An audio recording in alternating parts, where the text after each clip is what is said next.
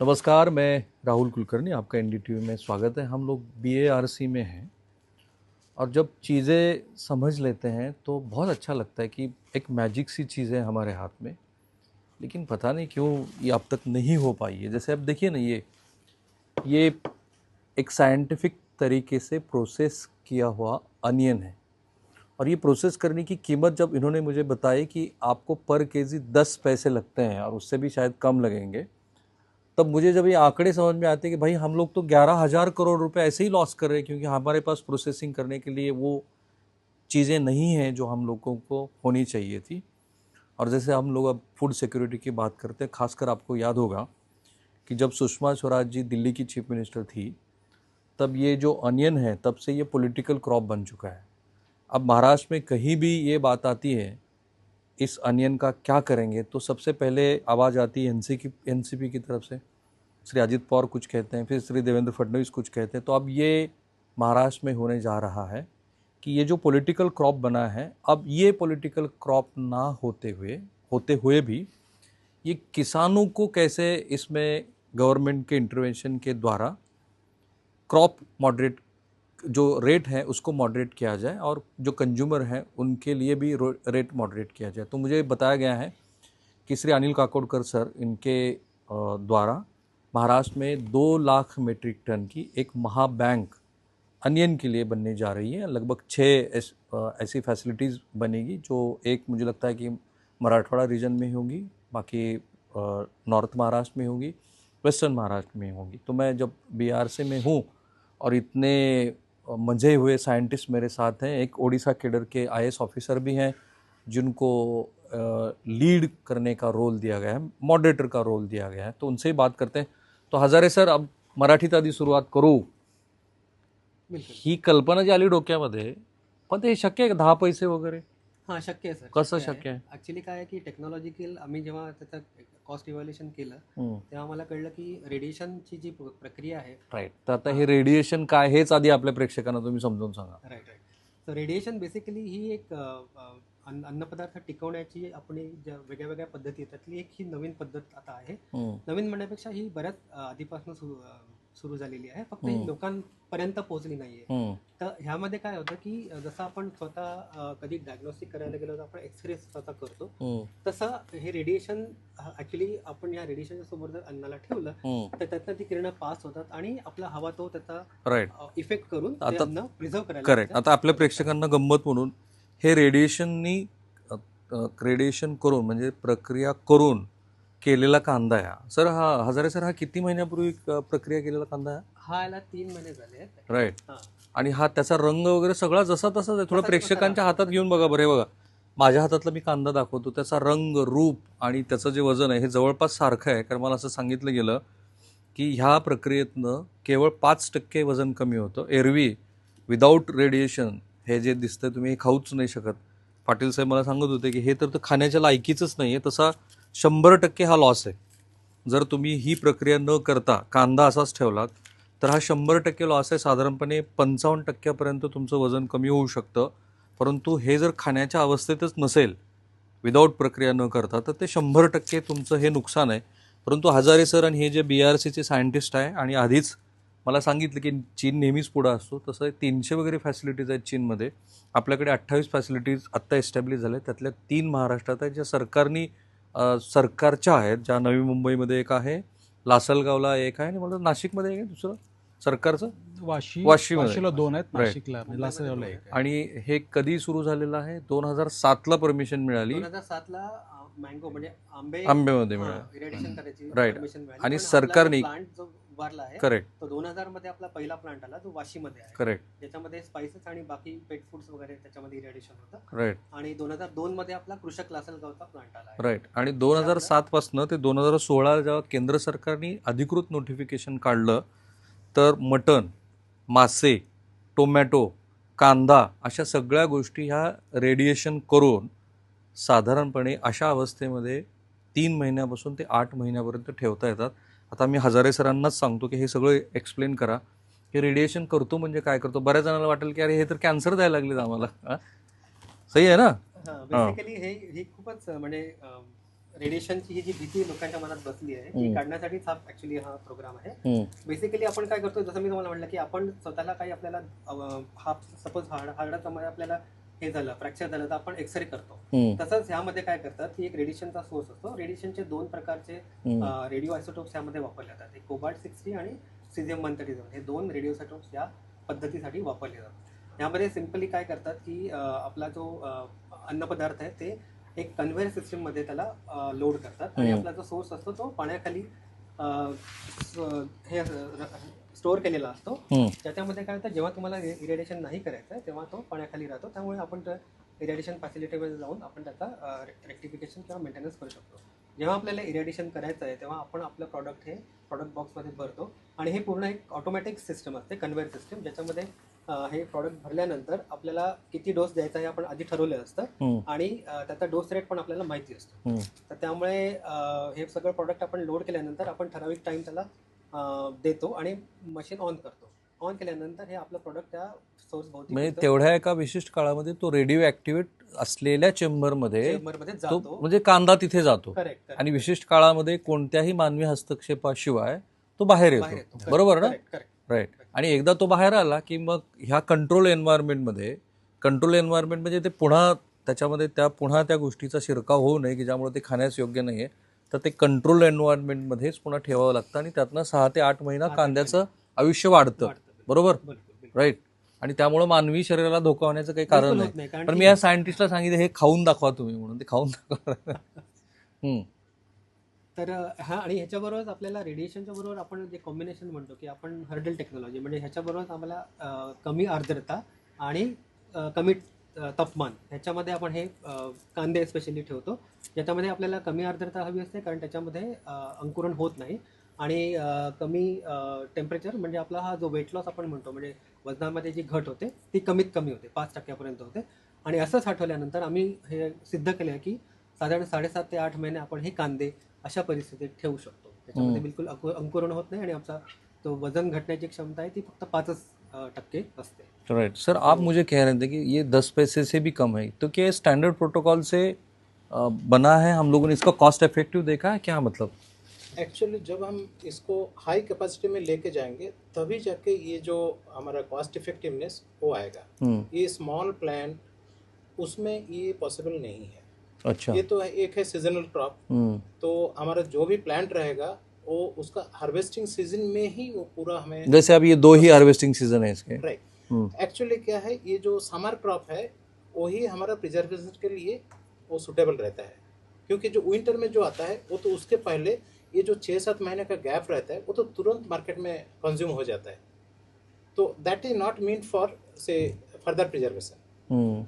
तो ये जो समर क्रॉप है, our main target is to say radiation process and preserve, so that after that आपका monsoon आएगा. मानसून में तो कुछ है नहीं और उसमें मॉइस्चर ज़्यादा होने से उसको जो खराबी होने का चांस जो सबसे ज़्यादा है. और फिर लॉन्ग गैप आपका मई के बाद मे भी सितंबर अक्टूबर में आएगा और हमेशा अक्टूबर नवंबर में प्राइस बढ़ता है. Right. So in that sense if you scale up तो ये 10 पैसे से भी और कम होगा. और कम. राइट. और कम होगा क्योंकि इसका रनिंग कॉस्ट बहुत ही कम है. और ये जो हमारा मेनली जो है हैंडलिंग, एक बार अनाज आ गया प्लांट में उसके बाद रेडिएशन प्रोसेस जो भी से 6 पैसा 10 पैसा और इसके बीच में कुछ फिगर आएगा, so we have worked out say considering the year long maintenance, साल भर का जो मेंटेनेंस वो सब मिला करके जो उसका मान लीजिए ऑपरेटिंग कॉस्ट, उसका जितना सारा स्टाफ रहेंगे सब कुछ मिला करके ये हमारा आ रहा है अराउंड से लेस देन 10 पैसा.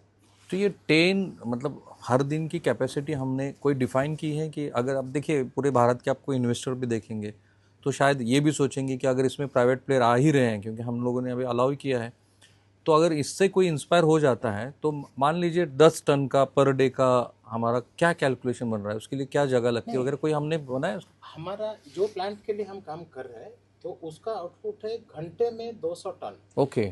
सो it is fully automated plant. तो उसमें कुछ मैनुअल हैंडलिंग, मैनुअल प्रोसेसिंग कुछ नहीं है. ओनली फ्यू स्केलेटल स्टाफ रहेगा कंट्रोल रूम में. Right. So rest of the things are fully automated. So then only we can say arrive at such figures or we will be in a position to handle such huge quantity. अच्छा, उसके लिए जगह कितना लगता है? आराम आराम से लीजिए, आप आराम से लीजिए। उसके लिए जगह कितना लगता है और कैपेक्स कितना है उसका, कैपिटल इन्वेस्टमेंट कितना है? अगर सिर्फ प्लांट का बात करें, ओनली प्लांट का, so it will be around से 4 to 5 एकड़। ओके, 4 से 5 एकड़ आपको जगह लगेगी only for the radiation plant. Correct. लेकिन इसके हैंडलिंग के लिए अभी मान लीजिए मेरा 3 घंटे में एक ट्रक आ रहा है, एक ट्रक जा रहा है, मान लीजिए, तो अभी उसका जो पार्किंग, उसका जो सर्विस, अभी हमारा एक छोटा सा वर्कशॉप भी चाहिए होगा, हमारा बाकी जो एडमिनिस्ट्रेटिव ब्लॉक्स ये सब रहेगा, तो ये सब मिला करके और ये टोटल व्हीकल का आना जाना, तो और ये हमारा कुछ बफर, अभी मान लीजिए किसी भी कारण देयर इज सम इंटरप्शन, तो उसमें कम से कम 1-2 घंटे का जो हमारा स्टॉक वो होना चाहिए। अभी ड्यू टू सम से problem in the road, plant के बाहर रोड में कुछ खराबी है, तो फिर ये सब के लिए हमारा थोड़ा अलाउंस चाहिए। और दूसरा ये, ऐसा नहीं कि रेडिएशन प्रोसेस हो गया उसके बाद कहीं भी डाल दो ठीक रहेगा, ऐसा नहीं। तो वो हमें फिर जो कोल्ड स्टोरेज है वहाँ ले जाने के लिए वो जो, या कोल्ड स्टोरेज का जो कॉस्टिंग, सो वो अलग से आएगा। सो दैट बेस्ड ऑन मैंने हमारा कैपेसिटी डिपेंड, हमारा जो प्रीवियस एक्सपीरियंस, पास्ट एक्सपीरियंस से जो आता है उसमें कुछ अराउंड से 25 पैसा पर केजी पर मंथ, इस टाइप का हमारा कॉस्टिंग आएगा। उसमें कोल्ड स्टोरेज में जो है electricity charge, that is the main component. अच्छा, क्या करेक्शन करना चाहते हैं आप? एक्चुअली 3 घंटे में एक ट्रक नहीं, 3 मिनट में होगा। 3 मिनट में, तो ये मिनिमम जो कॉस्ट बता रहे हैं वो 3 मिनट में एक ट्रक आ रहा है, तो accordingly you can think of, और 1 आवर 2 आवर्स का अगर वेटिंग रखते हैं हम लोग, so there will be always 25-30 number of trucks parked there. Okay. So we need space for that and उसके मूवमेंट के लिए। No, but somebody is thinking to establish his or her own facility like this one. That what is the basic cost? Do we have any mathematics? Basic cost, sir has already told. हाँ, land छोड़ के around से 70 करोड़, 70। हाँ, 60 to 70। तो sir मुझे बताइए कि अब जो गवर्नमेंट ऑफ इंडिया इसमें प्रोवाइड कर रही है, जैसे सर ने कहा कि इसमें 50% आपको मैक्सिमम इस पे अनुदान मिल रहा है। अच्छा, और BARC जो है इसमें टेक्निकल सपोर्ट क्या दे रही है? BRC का वो टेक्नोलॉजी हम लोग जो आउटसोर्स किया है, मैंने बहुत सारा कंपनीज ने हमारा टेक्नोलॉजी लिया है, सो वो लोग आपको, हम लोग फ्री ऑफ कॉस्ट उनको कंसल्टेंसी देता है। राइट। सो हमारा कोई चार्जेस नहीं है। थ्रू AERB आप लाइसेंस के लिए अप्लाई करके प्राइवेट एंटरप्रेन्योर्स आपको प्लान इंस्टॉल करके दे देता है। राइट।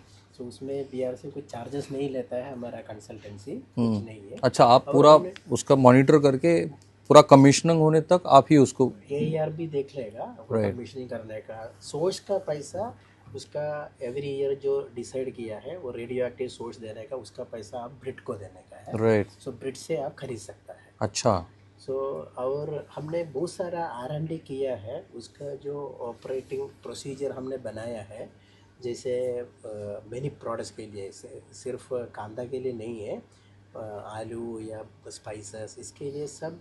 तो मुझे ऐसे 10 प्रोडक्ट बताइए कि जिसमें हम लोग कर सकते हैं। जैसे आपने कहा कि टोमेटो के लिए कर सकते टमाटर हैं, के लिए कर सकता है, आलू के लिए आलू के लिए, कांदा के लिए कर सकता है, फिर ये हल्दी, दाल और गेहूँ और जीरा है, स्पाइसेस है लाइक पेपर और जिंजर, इवन गार्लिक और बहुत सारा ऐसा प्रोडक्ट्स है। ये सबका हमने SOP बना के रखा है। राइट। ये हम लोग फ्री ऑफ कॉस्ट शेयर करेगा, जो भी इन्वेस्टर आएगा जो ये प्लान डालने के लिए तैयार है। राइट। सो उनको, और फ्यूचर में भी हमारा इधर R&D फैसिलिटी है, हमारा प्लान है, उसमें हम लोग R&D करके जो भी प्रोडक्ट का ज़रूरी है उसका भी हम लोग SOP उनको शेयर करें। ग्रेट। और मैं आपको ये मैजिक दिखाने वाला हूँ कि जब ये रेडिएशन द्वारा इस प्रोडक्ट पे काम किया गया तो क्या हुआ है, और जो बिना रेडिएशन वाला प्रोडक्ट है उसका क्या हुआ। लेकिन सर जो अमूमन लोग, क्योंकि महाराष्ट्र में कांदा चाल इतना ज़्यादा है ना, नंबर ऑफ में तो जाएंगे तो बहुत ज़्यादा है, तो जो नॉर्मल प्रैक्टिस होती है लोग उसमें क्या करते हैं, वो हेल्थ के लिए कितना हैजर्डस है। और यहाँ जब ये दिखाई देगा लोगों को, तो लोग तो पहला यही सोचेंगे कि ये मेरे लिए कितना हेल्दी है। सर बहुत बढ़िया प्रश्न किया आपने। महाराष्ट्र में एक्चुअली जो किसान है ना, उनकी भी परेशानी है, बिकॉज अगर वो प्रैक्टिस नहीं करेंगे, जैसे आपने पूछा प्रैक्टिस करते क्या है, तो जनरली चाल में जब कांदा को स्टोर करते हैं तो फिर वो फंजीसाइड का यूज़ करते हैं, मोस्टली बैबिसिन है या similar type of fungicide. Otherwise नहीं करेंगे तो ब्लैक फंगस एस्परजिलस नाइगर का ग्रोथ हो जाता है और उस कांदा में रॉटिंग करता है, बाद में काफ़ी ज़्यादा लॉसेस होता है। तो केमिकल जो पाउडर के फॉर्म में यूज़ करते हैं और वही यूज़ करने के बाद वो कांदा को बचा पाते हैं, पर नतीजा क्या होता है कि कांदा हम मोस्टली रॉ कंज्यूम करते हैं या प्रोसेस करके कंज्यूम ऐसे ही कट करके खा लेते कट हैं। करके खाते हैं, तो मेनी टाइम वो फंजीसाइड्स हमारे फूड के साथ हम इंटेक कर सकते हैं, जिससे बहुत कंज्यूमर्स को उसकी जानकारी नहीं रहती और इसके चक्कर कहीं लिखा भी नहीं होता है कि लिखा भी ये नहीं रहता और इसके चलते में वो हमारे हेल्थ को काफ़ी बुरी तरह प्रभावित कर सकता है। जहाँ हम रेडिएशन करते हैं, एक तरह से कंप्लीट केमिकल फ्री टेक्नोलॉजी है ये, मतलब ये सिमिलर टू ऑर्गेनिक आप बोल सकते हैं, बिकॉज इसमें कोई भी हम केमिकल यूज़ नहीं करते और ये हेल्थ के लिए पूर्ण रूपेण तो you are claiming this is the complete organic product. Can we claim it this is the organic complete organic product in post harvesting? नहीं, if you are asking science के नजरिए से आप पूछते हैं तो ये पूरा हम क्लेम कर सकते हैं कि कंप्लीट ऑर्गेनिक है, एज फार केमिकल फ्री है। जहाँ तक गवर्नमेंट का रेगुलेशंस है वहाँ पे एफएसएसआई को it has we are telling them, उनको समझना है, अंडरस्टैंड करना है, बिकॉज यहाँ पे हम कोई भी केमिकल यूज नहीं करते। तो as far science is concern, radiation technology को हम कभी फिजिकल ट्रीटमेंट, तो इसको हम कम्प्लीटली ऑर्गेनिक ट्रीटमेंट जैसा कर सकते हैं। ये तो बड़ी बात है क्योंकि हर कोई चाहता है ना, आजकल तो हर कोई ऑर्गेनिक ही मांग रहा है। करेक्ट। और यहाँ पे हम कोई भी केमिकल, जैसे पोटैटो का देखिए, पोटैटो में CIPC यूज होता है। ग्रेन्स की बात बोलते हैं, ग्रेन्स में पेस्टिसाइड जैसे मैलाथेन है, एल्युमिनियम फॉस्फाइड है, डेल्टा मेथ्रिन है, ये सब यूज होता है। जहाँ हम रेडिएशन करते हैं वहाँ पे तो हम कोई भी केमिकल यूज नहीं करते, ठीक है, और ओनली फिजिकल ट्रीटमेंट करते हैं, रेडिएशन ट्रीटमेंट देते हैं। रेडिएशन बिल्कुल नॉर्मल लाइट की तरह है, वो सिंपली लाइट क्रॉस कर, जैसे आप एयरपोर्ट पे ट्रैवल करते हैं और अपने बैग को स्कैन करते हैं थ्रू एक्सरे, तो और जितना रेडिएशन होता है रेडिएशन का अमाउंट ज्यादा है, but nature of radiation same है। अच्छा, nature of radiation similar type का है, जो कि फूड को किसी तरह से हार्म नहीं करता है, और जो फूड को स्पॉयल करने वाला चीज है, जो कंटामिनेटेड है, जो बैक्टीरिया स्पॉयल करता है, फंजाई स्पॉयल, उनको मार देता है। ओनियन पोटैटो के केस में उसकी खुद की फिजियोलॉजी के चलते लॉसेस होते हैं, जैसे स्प्राउटिंग के चलते, उसको कंट्रोल करता है। और वन टाइम ट्रीटमेंट है, पहला बात है, एक बार अभी रेडिएशन कर दिए तो दोबारा करने की जरूरत नहीं, जबकि ग्रेन्स वगैरह में फ्यूमिगेशन वगैरह हर 1 महीने 2 महीने 3 महीने के इंटरवल। तो मैं अपने हिंदी दर्शकों के लिए आपसे रिक्वेस्ट करता हूँ कि ये बगैर रेडिएशन वाला, ये आपके लेफ्ट राइट में ले लीजिए, और ये रेडिएशन वाला है ना, तो इसको पूरा एक्सप्लेन करिए साइंस के टर्म पे कि होता क्या है अभी। हाँ सर, मैं बताता हूँ। एक्चुअली क्या होता है ना, ओनियन है, प्याज जिसको हम बोलते हैं, इसके अंदर में सर्टेन मॉइस्चर है। जब भी हार्वेस्ट होता है तो हर प्रोडक्ट की एक डॉर्मेंसी होती है। डॉर्मेंसी मतलब उसके अंदर में स्प्राउट नहीं हो सकता। उसके बाद जब इसका डॉर्मेंसी पीरियड ब्रेक होता है तो इसके अंदर डॉर्मेंसी को बनाने के लिए एक हार्मोन होता है जिसको ABA बोलते हैं, एब्सिसिक एसिड। वो जब तक उसका कंसंट्रेशन हाई रहता है और डॉर्मेंसी को मेंटेन रखता है। जैसे उसका कंसंट्रेशन कम होता है और सेल डिवीजन का प्रोसेस बढ़ता है तो स्प्राउटिंग शुरू हो जाती है, खराब होना शुरू हो जाता है। और जब हम इरेडिएट करते हैं तो चूंकि ये फिजियोलॉजिकल प्रोसेस है, इसमें बहुत सारा इंजाइम्स और मेटाबॉलिज्म है जो कि डोमेंसी को ब्रेक करने के लिए जरूरत है।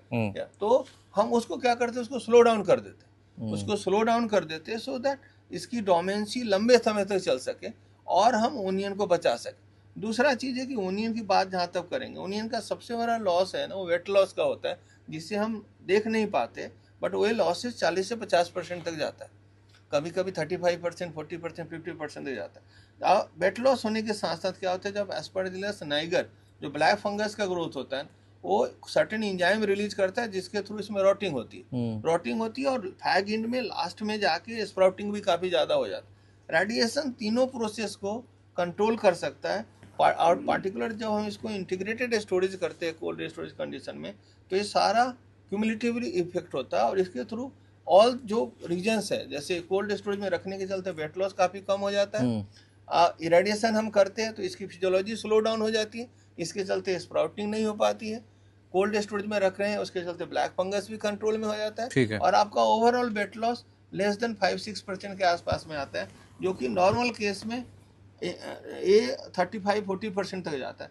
दूसरा एडवांटेज क्या है कि इसमें हमको कुछ भी फंजीसाइड यूज करने की जरूरत नहीं, जो कि नॉर्मल केमिकल, जैसे हजारी साहब जो मराठी में बता रहे थे कि ये अंडर वाटर ट्रीटमेंट होती है। ये एक बार वो दर्शकों को अपने बता दीजिए कि जो जो नहीं, जो प्रोडक्ट है वो, हाँ बता दीजिए आप। जैसे रेडिएशन, हाँ, रेडिएशन की बात कर रहा था। रेडिएशन प्लांट का स्ट्रक्चर देखेंगे ना, बहुत सिंपल स्ट्रक्चर है। आपका एक सिल्डेड स्ट्रक्चर है जिसका, और एक वाटर टैंक होता है जिसमें हम रेडिएशन सोर्स को रखते हैं, और आउटसाइड उसके अंदर में कन्वेयर है। कन्वेयर में बॉक्स में डाल के हम प्रोडक्ट को अंदर लेके जाते हैं, और बाहर से कंट्रोल पैनल के थ्रू सोर्स के ऊपर लेके आते हैं। सोर्स से रेडिएशन निकलता है जैसे हम नॉर्मल लाइट के थ्रू आ रहा है। फूड कभी भी रेडिएशन के डायरेक्ट कांटेक्ट में नहीं आता है, और सोर्स जस्ट रेडिएशन जो निकल रहा है वो इसको क्रॉस करता है और अपना एक्टिविटी कर देता है, बट इससे फूड के न्यूट्रिशन पे कुछ भी इफेक्ट नहीं होता। अच्छा, मतलब जैसे कि है वैसा ही रहेगा। और ये 70 कंट्री में ये अप्रूव्ड है। और मैं एक छोटा सा एग्जांपल देना होगा, बताना चाहूँगा, जैसे मैंगो केस में भी आपने सुना हो, यूएस जो कि मतलब टेक्निकली काफ़ी डेवलप्ड कंट्री है, वहाँ पे भी वो लोग देख रहे हैं कि रेडिएशन को कंपल्सन करके रखा हुआ। अच्छा। जब तक आप इरेडिएट नहीं करेंगे तब तक वो हमारे मैंगो को एक्सेप्ट नहीं करते, बिकॉज उनको मालूम है कि अगर बिकॉज मैंगो के अंदर में पेस्ट है, अगर वो पेस्ट उनके एरिया में डेवलप हो जाता है तो उनको नया पेस्टिसाइड। तो यही तो सवाल है कि अगर ये, तो वो नहीं कहेंगे, जो मैं सवाल उठाना चाहता हूँ, अगर ये इतनी प्रोन टेक्नोलॉजी है तो क्या पॉलिटिकल विलनेस नहीं था, कोई पॉलिसी कंस्ट्रेंट था, या फिर कैपेक्स की बात थी कि आप इस टेक्नोलॉजी को अभी तक नहीं ला पाए हैं? अब जैसे श्री एकनाथ शिंदे ने, मुझे कह रहे थे पाटिल साहब कि एकनाथ शिंदे जी जब महाराष्ट्र के मुख्यमंत्री थे तो उन्होंने इनिशिएटिव लेके महाराष्ट्र में, अब ये अनियन बैंक की बात हो रही है, काकोडकर सर ने बहुत इनिशिएटिव लिया, श्री देवेंद्र फडणवीस अब इनिशिएटिव ले रहे हैं। लेकिन जो सबसे बड़ा सवाल जो लोगों के मन में है, देखिए ये जो रेडिएशन के बाद ये किया नज़र आ रहा है, ये बिल्कुल वैसे के वैसा जैसे खेत से लाया है, सही है, और ये जो है अभी खाने के लायक ही नहीं रहा। तो सवाल लोगों के मन में आएगा कि ये कितने महीने तक इस तरीके से रहेगा। हमने जो स्टडी करी है और बीआरसी का जो डेवलप प्रोटोकॉल है उसको हम फॉलो थोड़ा आगे लीजिए भाई मेरे, उसको हम फॉलो करते हैं, तो हम रिकमेंड करते हैं कि इस ढंग से हम 7.5 महीने तक ओनियन को रख सकते हैं। तो अभी ये 7.5 महीने तक रख सकते हैं। तो ये 7.5 महीने पुराना है ये अनियन? नहीं, ये तो चूंकि हम एक खरीफ का ओनियन है, लेट खरीफ आया, खरीफ अभी हार्वेस्ट किए हुए जनवरी से 4 महीना हुआ, बट इसको हम कंटिन्यू करेंगे तो 7.5 महीने तक चला जाएगा। ऐसे की ऐसे। और इसमें वेट लॉस जो मैंने कहा वो 5% for the 3-4 months, 5% at the end of 7 months. 7 में 8 महीने के बाद हमारा 5% के आसपास में वेट लॉस है। राइट। तो ये एडवांटेज, और कुछ भी रॉटिंग नहीं है, पूरा कोल्ड स्टोरेज में रखना पड़ेगा। तो आइडियल सिचुएशन में। अच्छा, और अब फिर से दोहरा दीजिए कि ये कितने प्रोडक्ट में हम लोग कर सकते हैं? नहीं, ये हम सारे प्रोडक्ट में कर सकते हैं ऑलमोस्ट। पहला तो अप्रूवल की मैं बताऊं, भारत सरकार ने जेनेरिक अप्रूवल दिया है, क्लास बेस्ड अप्रूवल दिया है, तो रेगुलेशन के हिसाब से सारा प्रोडक्ट ऑलमोस्ट अप्रूव्ड है। जो भी आप सोचते हैं, ये हमारे ग्रेन्स के लिए यूज है, जैसे गेहूँ हुआ, उसके बाद मिलेट्स में अप्रूव्ड है, पल्सेस में अप्रूव्ड है। पल्सेस में बहुत ज़्यादा इंसेक्ट के चलते लॉस होता है, ग्रेन्स में, व्हीट में काफ़ी ज़्यादा लॉसेस होता है। उसके अलावा मसालों के लिए ऑलमोस्ट सारे मसाले में अप्रूव्ड है, जितना मसाला इंडिया से एक्सपोर्ट होता है मैक्सिमली रेडिएशन प्रोडक्ट्स। उसके अलावा में फिश में, अब जनरली आपको मालूम होगा कि फिश में होल फिश स्टोर करना बहुत मुश्किल है, बट हम रेडिएशन करके होल फिश को 1 महीने तक स्टोर कर सकते हैं चिल्ड कंडीशन में 1 to 2 डिग्री सेल्सियस टेम्परेचर पे। तो फिश के लिए बहुत इंपॉर्टेंट। अदरवाइज फिश में भी बहुत सारे रॉन्ग प्रैक्टिसेस होते हैं, यूज ऑफ फॉर्मेलिन एक्सेट्रा, वो करने की जरूरत नहीं है। पेरिसेबल्स में ओनियन में इम्पॉर्टेंट है। टोमेटो में बहुत सारा इशू हो रहा है, टोमेटो में भी पेस्ट का इशू हो रहा है। बहुत सारा fast food chain even domestic market के लिए अभी भी टोमेटो इरेडिएट करके यूज कर रहे हैं। तो टोमेटो इंडिया में भी कर रहे हैं, में भी यूज कर रहे हैं। तो टोमेटो के लिए बहुत, किसी बड़ी कंपनी का नाम लिया था आपने, वो कंपनी बहुत सारा फास्ट फूड चेन है जो कि इरेडिएशन कर रहे हैं, जैसे हिंदुस्तान लीवर कर रहा है। नहीं, बट आई थिंक जैसे जो hot information got like agencies like McDonald's and others. Okay, they are also using the same one. They are also using radiation processed tomato, and this is good. Even those जो नहीं भी use करते मैं उनको encourage करता हूँ कि because आप प्रोडक्ट के अंदर में पेस्ट है, पेस्ट के तरह बहुत सारे इशूज हो सकते हैं। तो अगर आप नहीं कर रहे हैं, जो भी कंपनी जो नहीं कर रही है फास्ट फूड, उनको भी मैं रिक्वेस्ट करता हूँ कि वो करें, करके प्रोडक्ट डालें, सो दैट जो कंज्युमर से उनको एक सेफ फूड मिळे. आजारी सर मला हे जे रॉ मटेरियल आहे म्हणजे हे बीमच आहेत ना, ते कुठं आणि कसं मिळणार लोकांना? हां, जसं मी सांगितलं की ह्याचे 2 रेडिओ आयसोटोप्स असतात, एक कोबाल्ट 60 आणि एक सीझियम 137. कोबाल्ट 60 हा ॲक्च्युली हा मॅन मेड म्हणजे हा आर्टिफिशियली प्रिपेअर्ड आयसोटोप आहे, जो की कोबाल्ट 59 हा एक नॅचरल आयसोटोप आहे कोबाल्टचा, ज्याला आपण काय करतो की पेन्सिल फॉर्ममध्ये न्यूक्लिअर रिॲक्टरमध्ये इरॅडिएट न्यूट्रॉनचा मारा करतो त्याच्यावर. मग तो कोबाल्ट 59 हा न्यूट्रॉनचा मारा केल्यानंतर कोबाल्ट 60 मध्ये परिवर्तित होतो आणि मग हा कोबाल्ट 60 जो बनला आहे हा रेडिओ असतो. त्याच्यामधनं मग बीटा आणि गामा किरणांचा त्यातनं उत्सर्ग होतो. हा एक सोर्स झाला. दुसरा आहे सीझियम 137. हा जो आहे हा ॲक्च्युली जो आपला न्यूक्लिअर रिॲक्टर्स असतात त्याच्यामध्ये जे फ्युल इंधन वापरलं जातं युरेनियम, त्याचं विघटन जे होत जातं, तर त्या विघटन होता होता त्याचे बरेचसे आयसोटोप्स तयार होतात. त्यामधला एक आयसोटोप हा सीझियम 137 आहे. मग आपण काय केलं, भारत हा पहिला देश आहे की ज्यांनी विघटित झालेले जे आपलं न्यूक्लिअर फ्युल असतं त्याच्यापासून आपण रेडिओ आयसोटोप रिकव्हर करू शकतो. हे भारत हा फक्त पहिला म्हणू शकतो देश आहे की तो ह्या टेक्नॉलॉजीमध्ये त्यांनी खूप प्रावीण्य मिळवलेलं आहे. मग आपण काय करतो की हे जे विघटित झालेलं जे फ्युल असतं त्यातनं हा सीझियम 137 आयसोलेट करून त्याच्या पेलेट्स बनवून मग त्या या प्रक्रियेसाठी खुल्या बाजारात मिळतात विकत की आपण कंट्रोल याच्यामध्ये कंट्रोल म्हणजे हां गव्हर्नमेंट कंट्रोल ते मिळू शकतात. राइट. आणि हे दोन्ही कारण आता जे कोणच्या अच्छा सर, ये लोगों के मन में जो स्टूडेंट्स हैं, जो नॉर्मल ऑडियंस है और जो इसमें कुछ करना चाहते हैं, इनके लिए ये जो इन्फॉर्मेशन है उसका सोर्स क्या है, वो कैसे इन्फॉर्मेशन ऑब्टेन कर सकते हैं, उनको अप्रोच किसको करना है? नहीं, ये technology radiation technology department atomic energy technology है, भाभा एटॉमिक रिसर्च सेंटर में इसमें खासकर फूड के सेक्टर में काम होता है. तो किसी को भी अगर बहुत टेक्नोलॉजी के बारे में जानना है तो हेड TTCD को, जैसे हमारे यहाँ technology transfer and collaboration division है, तो कोई भी BRC टेक्नोलॉजी है उसके लिए हेड TTCD को मेल ड्रॉप कर सकते हैं, है ना. एंड वहाँ से उनको टेक्नोलॉजी के बारे में जानकारी ली जा सकती है.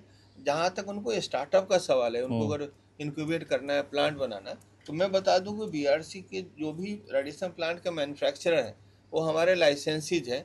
और जब हम किसी को नया प्लांट बनाना है जैसे सेटअप, तो हमारा ऑर्गेनाइजेशन है बोर्ड ऑफ रेडिएशन एंड आइसो टेक्नोलॉजी ब्रिट, उनके साथ MOU करना पड़ता है. MOU करने के बाद अभी हम एक डॉक्यूमेंट प्रोवाइड करते हैं, उसमें हमारे सारे लिस्ट ऑफ लाइसेंसीज है. वो लाइसेंसीज DAE के लाइसेंसीज है. वो टेक्नोलॉजी वो जाके आपको प्लांट का मैन्युफैक्चर करके देंगे. आपको केवल लैंड और फाइनेंस अरेंज करना है. रिमेनिंग सारी रिस्पॉन्सिबिलिटी प्लांट कमीशनिंग से लेके रेगुलेटरी अप्रूवल तक सब डिपार्टमेंट टेक केयर करती है.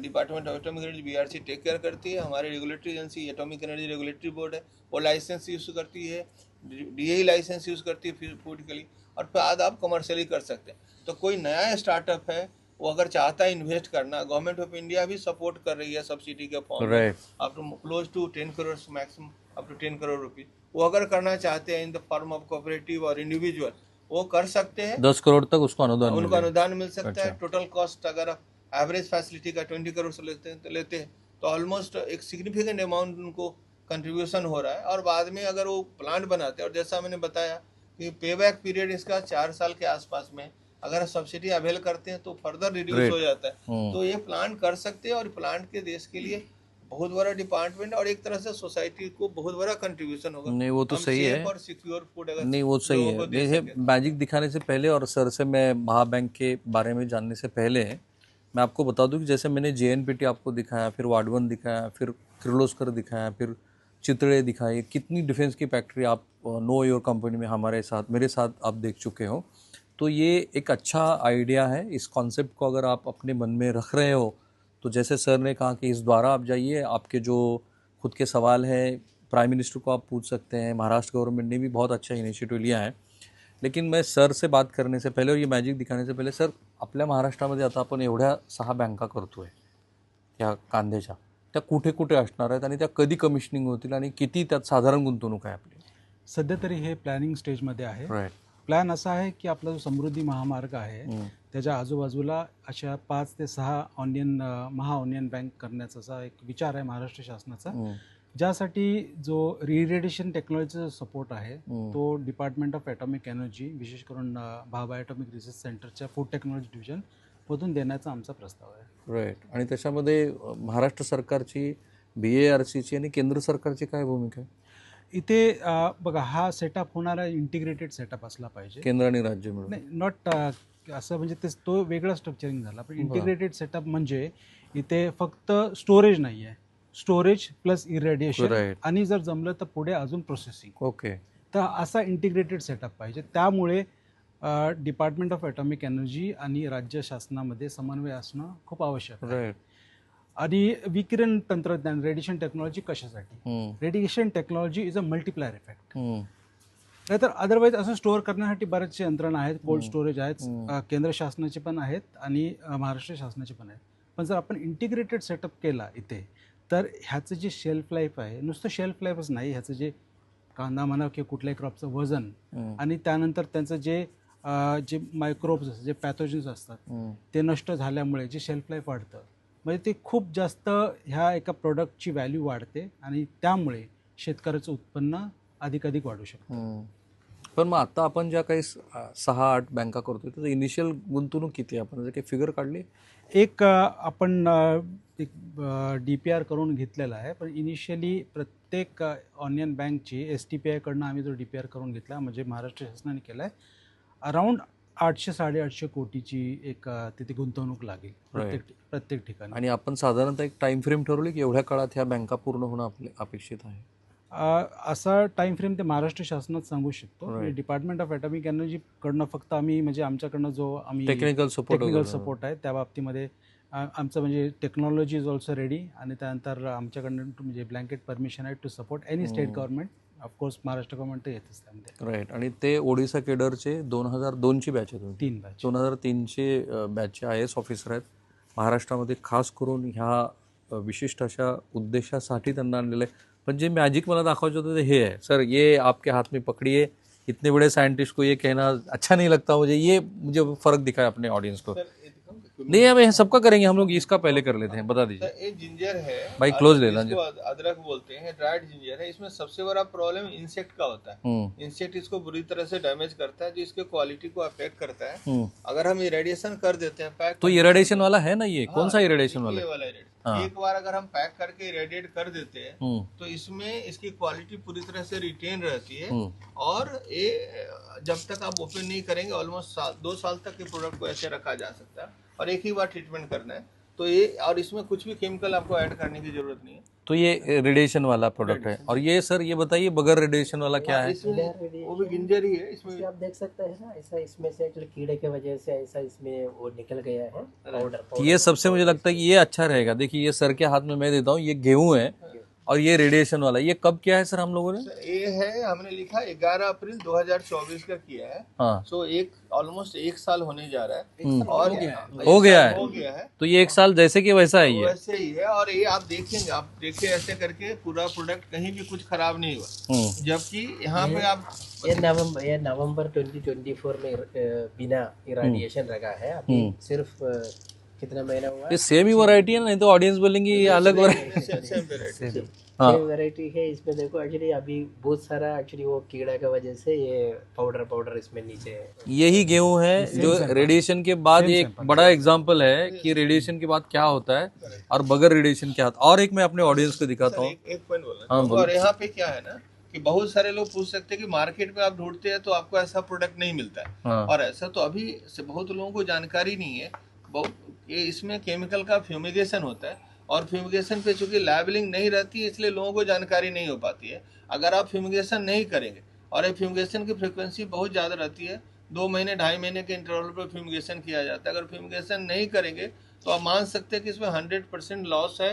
कमिंग 7-8 महीने में आप उसको रख नहीं सकते, प्रोडक्ट बुरी तरह खराब हो जाए. जबकि रेडिएशन में कोई भी केमिकल की जरूरत नहीं है, आप इसको 2 साल तक रख सकते हैं ऐसे. प्रोडक्ट एज इट इज रहे. ये तो बढ़िया एग्जांपल है सर. मैं आपसे ही स्टार्ट करता हूँ. ये दिखाइए, ये सेम ही चीज है ना? ये देखिए, ये बताइए क्या चीज है हमारे हाथ में. सर से करते थे, क्या है सर ये? भाई क्लोज ले लें जरा. ये हमारा उड़द दाल का सैंपल है. करेक्ट. ये बिना तूर दाल का है एक्चुअली. हाँ, इसका पूरा रंग चला गया. इसका तो पूरा रंग चला गया है. इसमें माइक्रोब का जो इन्फेक्शन हुआ है और ये फंगस का भी ग्रोथ हुआ है. ये कब सर हमने पैक करके रखा है जो विदाउट रेडिएशन है? ये अप्रैल 10th अप्रैल 2024 को हमने पैक करके. करेक्ट. और यही उनके सर के हाथ में है जो रेडिएशन के द्वारा किया गया. देखिए उसका कलर देखिए, बताइए सर. ये भी तूर दाल है, जिसको ना तूर दाल जनरली काफ़ी स्टडी होता है. उसके बाद भी आप देखेंगे कि 1 साल के जस्ट बीतते ये दूसरा प्रोडक्ट जो बुरी तरह ख़राब हो गया और ये एकदम एज इट इज है, कोई भी लॉस नहीं है. और एक हाई वैल्यू कमोडिटी है, दाल की प्राइसेस काफ़ी बढ़ती है. इसमें अगर लॉसेस होता है तो एक तरह से हमारे नेशनल फूड सिक्योरिटी को लॉस है, बट हम रेडिएशन अगर करके रखते हैं तो तो ये ऐसे के वैसा रहता है, ऐसे रहता है, और क्वालिटी पूरी तरह से न्यूट्रिशन इसकी मेंटेन होती है। राइट। इस पर्टिकुलर प्रोडक्ट को तो आप कोई कंज्यूम करने को रेकमेंड भी नहीं कर सकते,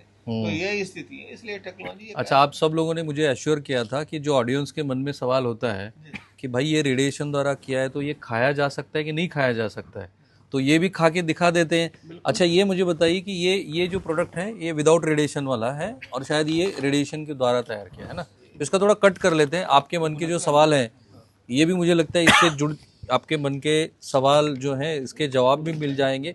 अमूमन क्या होता है कि साइंस जब आती है तो जैसे जैतापुर में मैं देख रहा था कि जैतापुर के बारे में कई लोगों ने मच्छी का ये होगा, इसका लाइवलीहुड चला जाएगा, तारापुर को लेके भी कई सवाल बीच बीच में आते रहते हैं। तो मैं सर से रिक्वेस्ट मैंने किया कि इसको खोल देते हैं, ये रेडिएशन करके रखे। कितने महीने पहले की बात है सर? ये ऑलमोस्ट 8 महीना हो गया, 8 महीना 8 महीना के आसपास हो गया। और ये मुनक्का का सैंपल है जो ग्रेप्स की एक टाइप होती है। हाँ। और यहाँ पे आप देख सकते हैं ब्लैक ग्रेप्स, और ये डिहाइड्रेटेड है, और यहाँ पे इसका काउंटर पार्ट है वो जिसको इरेडिएट नहीं किया। आप देख सकते हैं इसमें पूरा बल्जिंग हो गई है, ये प्रोडक्ट ऑलमोस्ट खाने लायक नहीं, जबकि इरेडिएटेड प्रोडक्ट है, ये बिल्कुल एज इट इज जैसा। चलिए इसको काट लेते हैं, इसको हम कट करके ये पकड़िए। इसको हम सब आपके स्पेस सायंटिस्ट पण हे फूड यूज करतात. हाँ, यही स्पेस सायंटिस्ट काय करतात हेच वापरतात. हो, असं इरिटेट वगैरे त्यांना फूड द्यावं लागतं कारण शेल्फ लाईफ खूप असावं लागतं. तिकडे तो दवाखाना पण नाही ना वर. Safety assurance. तर हे बघा असं आहे की शांततेमध्ये आणि हे बघा हे रेडिएशन करून मनुके जे असतात आपले काळे मनुके, त्या काळ्या मनुक्याचं हे सबको दे दीजिए, सब थोडं थोडं खा लेते हैं. कारण लोकांच्या मनात इतके प्रश्न आहेत ना.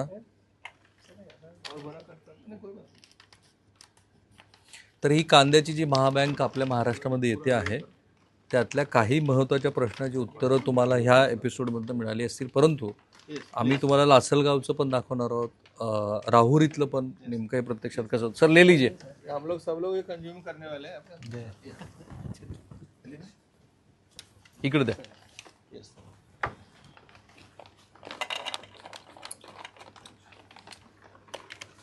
टेस्टमध्ये पण काही बदल नाही. उत्कृष्ट एकदम ताजी ताजी चव आहे.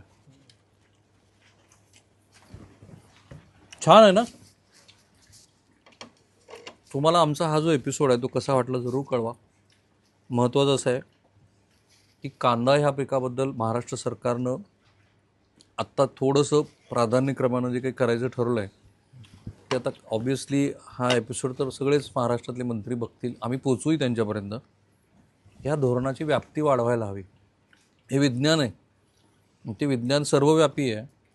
ह्या विज्ञानाला तुम्ही प्रश्न विचारले तर त्याची उत्तर मिळते. मैं ये बता रहा था कि साइंस को अगर सवाल पूछेंगे तो जवाब मिलता ही है, क्योंकि इसमें तो साइंस है ना. तो इसमें ऐसी कोई चीज़ है नहीं कि जिसको आपको जवाब नहीं मिलते हैं. लेकिन सबसे बड़ा सवाल यह है कि क्यों हम लोग अब तक ये नहीं कर पाए. ये जवाब इनके पास नहीं है. हमारे जो राजनेता हैं उनको और जो गवर्नमेंट चला रहे हैं उनको इसका जवाब देना है. कैमरामैन अविनाश पवार से मैं राहुल कुलकर्णी, NDTV मराठी, BARC मुंबई.